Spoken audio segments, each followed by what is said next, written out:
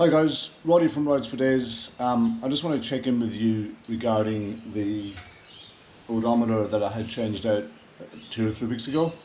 I just want to have a quick update for you on that, and then I want to put this topic to bed because I feel like I've talked about it for long enough now.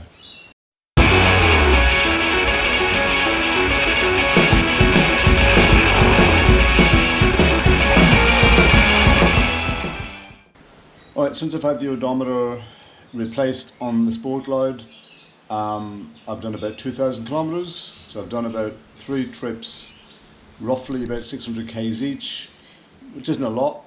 And then I've done a couple of little round town stuff to add up to about 200, so roughly 2,000 k's. Enough to know whether or not this has actually worked.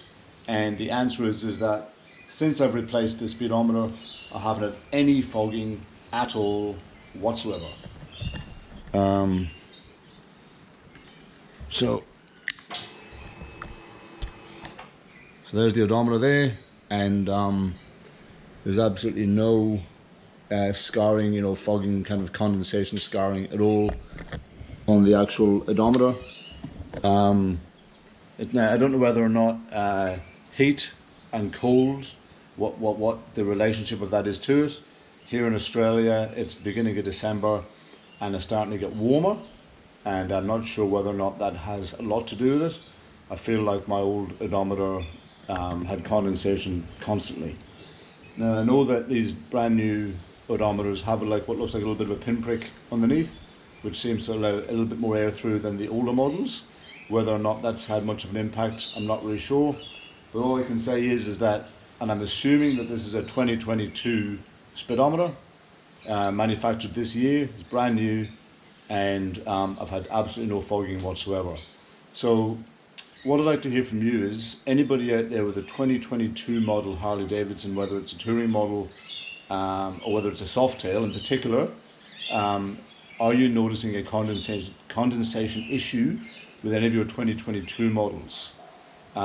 Because I've got a feeling that this year's odometer is different from the previous generations. Now, also people ask me, why didn't I change up to like Dakota Digital or something like that?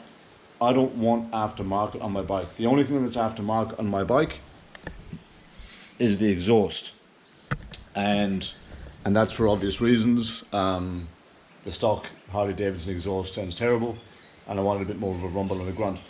Everything else in this bike is Screaming Eagle Harley Davidson products.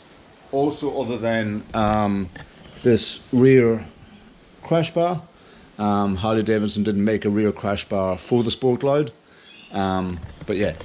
And obviously, and also, here we go, the seat is Saddlemen. So other than the seat and this rear crash bar and the exhaust, all the other things, I try to keep it Harley Davidson where possible. And I like the look. I like the look of this center console. I like the look of the Harley Davidson speedometer. I didn't want to change it. So yeah, I believe Dakota Digital and a few other companies, they do make aftermarket speedometers, which may have fixed the problem, but I didn't want a Dakota Digital one on the bike. I wanted to keep it as traditional Harley looking as I possibly could. So there you go. So look, if you haven't followed me in the last few videos, I'll very briefly just explain to you, if you just landed here and you're watching this video for the first time, or you're watching this channel for the first time, I've got a 2019 Sport Glide. I had condensation on the odometer. I tried to drill a hole in the back end of it to fix the issue.